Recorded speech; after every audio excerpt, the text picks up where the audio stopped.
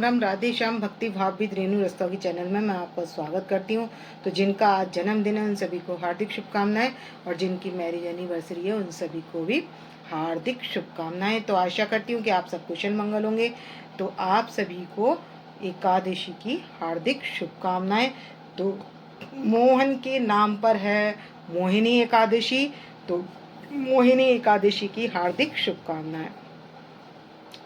तो वैशाख मास के शुक्ल पक्ष की एकादशी का क्या नाम है? तो वैशाख माह के शुक्ल पक्ष की एकादशी का नाम है मोहिनी एकादशी। तो ये इस दिन भगवान ने मोहिनी रूप अवतार किया था, तो इसलिए इस एकादशी का नाम मोहिनी पड़ा है। तो मोहिनी एकादशी कब आ रही है? तो पहले बात कर लेते हैं। मोहिनी एकादशी 7 तारीख को आ रही है, 10:22 से आ रही है, और अगले दिन 12:30 तक रहेगी। तो सूर्य व्यापनी जो मिल रही है हमको एकादशी, वो मिल रही है 8 तारीख को। तो वैष्णव भी और सभी व्रत 8 तारीख को करेंगे, और 8 तारीख को है बृहस्पतिवार, और बहुत सारे शुभ योग भी इस एकादशी पर बन रहे हैं। तो ये बहुत बड़ी एकादशी कहलाती है, अवतार की एकादशी है। भगवान के 24 अवतारों में से एक अवतार है मोहिनी अवतार। तो मोहिनी अवतार भगवान का विशेष अवतार है। तो चलते हैं और वीडियो शुरू करते हैं। तो सबसे पहले क्या करेंगे, हम चौकी पर एक पीले रंग का कपड़ा बिछा लेंगे, और उसके ऊपर अपनी राधा रानी, लड्डू गोपाल जी जो भी आपके हैं उनको पधार लेंगे, और एक तरफ गौ माता को पधार लेंगे। तो मैंने यहाँ गौ माता को पधार लिया है और अपने भगवान को पधार लिया है, और यहाँ करेंगे अब कलश की स्थापना। तो यहाँ पर हमने लक्ष्मी नारायण भगवान जी को पधार लिया है, जो शेष शैया पर विराजमान है, और लक्ष्मी जी चरण दबा रही हैं। और इधर हमने गणेश जी को तिल का आसन देकर विराजमान कर लिया है, और यहाँ कर लिया कलश की स्थापना। तो मैंने इसमें एक सुपारी, लौंग का जोड़ा, और एक का सिक्का, लौंग का जोड़ा, सुपारी और कुछ पुष्प और गंगा जल डालकर गले पर कलावा बांधकर मैंने कर दिए कलश की स्थापना, और यहाँ पर कर देंगे नारियल विराजमान।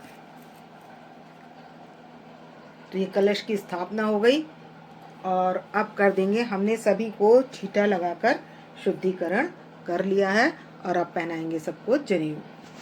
हम गणेश जी को जनेऊ धारण करा देंगे, और यहाँ हमारे विष्णु भगवान है, तो उनको भी हम जनेऊ धारण करा देंगे इस तरीके से। और अब सभी को हम वस्त्र भी अर्पित कर देंगे। तो सबसे पहले आपने क्या करना है, कुशा से या पुष्प से सबका शुद्धिकरण कर लेना है। मैंने शुद्धिकरण कर लिया है। और जो हमारे छोटे लाला हैं, तो चंदन की माला आती है वो भी पहना सकते हैं। आजकल चंदन सेवा चल रही है, तो 31 तारीख से शुरू हुई है। तो अब हम अपने लाला को क्या करेंगे, तुलसी की माला भी पहना देंगे, फूल माला भी पहना देंगे, तुलसी की माला भी पहना देंगे। फूल माला मेरे पास इस समय है नहीं, क्योंकि गर्मी बहुत ज़्यादा है और सूख जाती है माला। तो और तुलसी माला के बाद सभी को अर्पित कर देंगे कलावा रूपी वस्त्र। अपनी राधा रानी को, गौ माता को, सभी को मैं कलावा रूपी वस्त्र अर्पित कर दूंगी। तो ये मैंने गौ माता को कर दिया है, और ये हमने विष्णु भगवान मतलब लड्डू गोपाल जी को कर दिया है। और ये व्रत न त्रिदिवसीय व्रत होता है, तो हमें 10वीं के दिन नियम लेना पड़ता है। और उस दिन क्या करते हैं, हमें एक बारी शाम से पहले भोजन कर लेना है, और उसके बाद एकादशी वाले दिन व्रत होता है, और द्वादशी वाले दिन पारायण किया जाता है। तो ये त्रिदिवसीय व्रत कहलाता है। और यहाँ पर हमारे लक्ष्मी नारायण भगवान है, तो विष्णु भगवान जी की तरफ पीला और लक्ष्मी जी की तरफ रेड। तो इनको भी हमने वस्त्र धारण करा दिए हैं सभी को। और ये हमारी बुक है, तो हम इस पर भी पूजन कर लेंगे, और वो मतलब तिलक लगा देंगे और वस्त्र पहना देंगे। तो गणेश जी के और लक्ष्मी जी के और राधा रानी के तो लगा देंगे हम रोली का तिलक। और बाकी सबके लगाएंगे हम चंदन का तिलक। तो मैं अपने लड्डू गोपाल जी से ही शुरू कर देती हूँ और सभी के चंदन का तिलक लगा देंगे और विष्णु भगवान के भी चंदन से तिलक लगा देंगे। और यहाँ पर भी सबके रोली और चंदन से तिलक लगा देंगे। यहाँ पर फूल माला हो तो फूल माला रख सकते हैं और यदि पुष्प रखना चाहें तो आप पीले पुष्प भी रख सकते हैं। तो मैं विष्णु भगवान जी के पास, इनके साथ पास सबके पीले पुष्प रखूंगी और लक्ष्मी माता के पास वाइट पुष्प और गुलाब का पुष्प इस तरीके से रख दूंगी। तो हमने लक्ष्मी माता के पास भी गुलाब का पुष्प अर्पित कर दिया और सभी के पास हमने पुष्प अर्पित कर दिए हैं। और ये हमारी बुक है जिसका हमने पूजन कर लिया। तो यहाँ पर भी हमने पुष्प अर्पित कर दिए हैं। और पारायण का टाइम हमारा, क्योंकि 6 घंटे पहले हरिवासर यानी कि जब हमारी द्वादशी 12:31 से द्वादशी शुरू हो जाएगी, तो अगले दिन यानी कि हम 9 तारीख को जो पारायण करेंगे तो वो पारायण करेंगे 5:15 बजे से लेकर 8:15 बजे तक। तो इसलिए पारायण जल्दी करना है। और हमने कुशा का जल मिल जाए तो उससे कर सकते हैं। अगर वो भी संभव ना हो सके तो तुलसी का जल, विष्णु भगवान का चरणामृत या फिर फल फूल से भी आप पारायण कर सकते हैं। के लिए हम फल ले सकते हैं। घर में कोई मिठाई बनाइए मावी की तो घर की बनी हुई मिठाई का भोग लगा सकते हैं। और जिनकी तबीयत खराब है और जिनसे व्रत नहीं रहा जाता है तो एक बार वो फल आहार करके भी व्रत कर सकते हैं। और बैसाख मास में के ऋतु फल जो हैं वो पानी वाले होते हैं, यानी कि रसीले पदार्थों का भोग लगाया, जैसे खरबूजा, खीरा, ये सारी चीज़ें प्रज्वलित कर लिया है और सभी के पास फल अर्पित कर दिए। विष्णु भगवान जी के पास पीला, लक्ष्मी जी के पास लाल और खीरा, खरबूजा, तो ये सारे फल क्या है, पानी वाले हैं। तो जलीय फल जो होते हैं ये फल हमें दान भी करने हैं। और द्वादशी के दिन पारायण करने से पहले ब्राह्मणों को दक्षिणा और भोजन कराकर ही पारायण किया जाता है। तो अब मैं ले लूँगी पुष्प और एक से जो भी दक्षिणा है वो हाथ में ले लेंगे और अब मैं इस बुक में से कथा श्रवण कराऊंगी। तो बैसाख मास की शुक्ल पक्ष की एकादशी का नाम है मोहिनी एकादशी। तो मोहिनी एकादशी सभी पापों का नाश करने वाली है। तो रामचंद्र जी से भी वशिष्ठ जी ने इस एकादशी के, मोहिनी एकादशी के व्रत के लिए कहा था। क्या कहा था कि सीता जी के वियोग में जो दुख भोगना पड़ रहा है तो इनका नाश आपकी मोहिनी एकादशी के व्रत से हो जाएगा।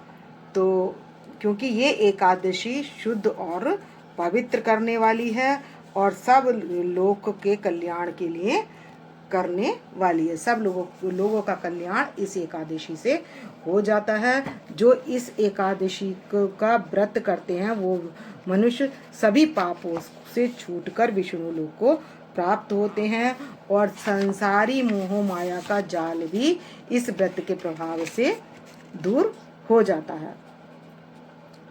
तो सरस्वती नदी के किनारे पर एक धूर्तिमान राजा था। उसका एक पुत्र, 5 पुत्र थे, लेकिन उसमें से सबसे बड़ा पुत्र जो था वो पापी था, दुष्ट संगति करता था और किसी का भी मतलब अपने पिता का कहना नहीं मानता था। सबके समझाने पर जब नहीं माना तो कुटुंबियों ने उसको बाहर निकाल दिया। तो जब बाहर निकाला तो वो आभूषण वगैरह बेचकर अपना जीवन यापन करने लगा। और जब वो सब भी खत्म हो गया तो क्या हो गया, वो वन में जाकर पशु पक्षियों को मारकर खाने लगा। तो एक दिन उसे बहुत तेज भूख लग रही थी तो वो कौटिल्य ऋषि के आश्रम में जा पहुंचा। और कौटिल्य ऋषि जा रहे थे स्नान करके तो उनके वस्त्र गीले थे। उन वस्त्रों की छींटें उसके ऊपर पड़ गईं और उसकी बुद्धि ठीक हो गई, तब उसने मुनि के पास हाथ जोड़कर कहा कि मैं बहुत पापी हूँ और मेरे से बहुत बड़े अपराध हुए हैं, इसलिए मुझे क्या करना चाहिए। तो उन्होंने कहा सब पापों से छूटने का एक ही उपाय है कि तुम मोहिनी एकादशी का व्रत करो। इस मुनि के अनुसार बताए हुए उसने मोहिनी एकादशी का व्रत किया। व्रत के प्रभाव से उसके सारे पाप नष्ट हो गए और वो गरुड़ पर चढ़कर विष्णु लोक को प्राप्त हो गया। तो इससे बढ़कर संसार में कोई उत्तम व्रत नहीं है और इसके महात्म को पढ़ने से सुनने से पुण्य की प्राप्ति होती है और वह पुण्य 1000 गौ दान के पुण्य के बराबर है। तो ये एकादशी सभी पापों से संकटों से छुड़ाने वाली है और ये एकादशी नरकों से भी बचाने वाली है। तो जो हमने संकल्प किया था तो वो संकल्प कैसे करना है उससे पहले हम कर लेंगे 26 एकादशियों के नाम। तो ये शुरू में होते हैं 26 एकादशियों के नाम, वो हम ले लेंगे। फिर जम्बू दीपे भरत कंडे, थोड़ा सा जल लेकर पुष्प लेकर और हम जो भी हमने लिया है दक्षिणा वो हाथ में लेकर जम्बू दीपे भरत खंडे, जो आपका नाम है और जो आपका गोत्र है लेकर मतलब अपने जिस किसी को देना उसका नाम लेकर, और नहीं देना है तो संपूर्ण सकल पदार्थम प्राप्तम ये व्रत संकल्प करिष्यामि, जो भी आपका संकल्प है उसको आप कर लेंगे और ये विष्णु भगवान के पास या लक्ष्मी नारायण भगवान जी के पास इसको रख देंगे। और ये पैसे जो हैं हमने किसको देने हैं, जो हमारे पंडित हैं उनको देने हैं ये पैसे। और उसके बाद क्या कर लेंगे, अब कर लेंगे हम आरती और अब हम जला लेंगे धूप कपूर ये सब जला लेंगे और उसके बाद हम आरती करेंगे। अब बजा लेंगे हम घंटी बजाकर हम कर लेंगे आरती।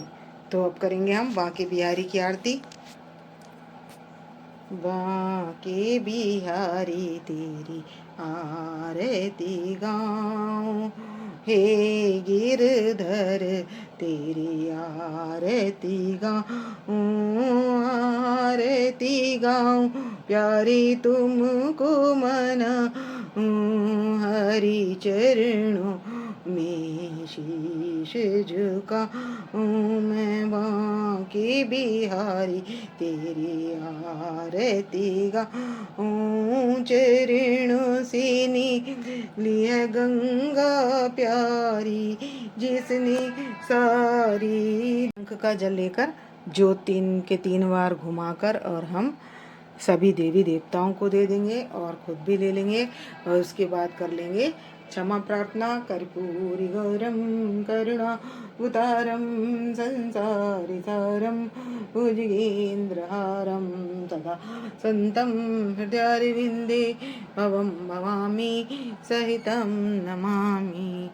तो ये फूल हम विष्णु भगवान के पास अर्पित कर देंगे और हमारी पूजा में आई हुई त्रुटि के लिए हमने क्षमा प्रार्थना अवश्य करनी है। तो इस वीडियो का करूँगी मैं यहीं पर एंड। यदि आपको मेरी वीडियो पसंद आए तो प्लीज़ लाइक करें, सब्सक्राइब करें और शेयर करना ना भूलें। और कमेंट में हाजिरी लगा सकते हैं अपनी राधा रानी के लिए या लक्ष्मी नारायण भगवान के लिए। तो मिलते हैं नेक्स्ट वीडियो में। भक्तो राम राम, राधे श्याम।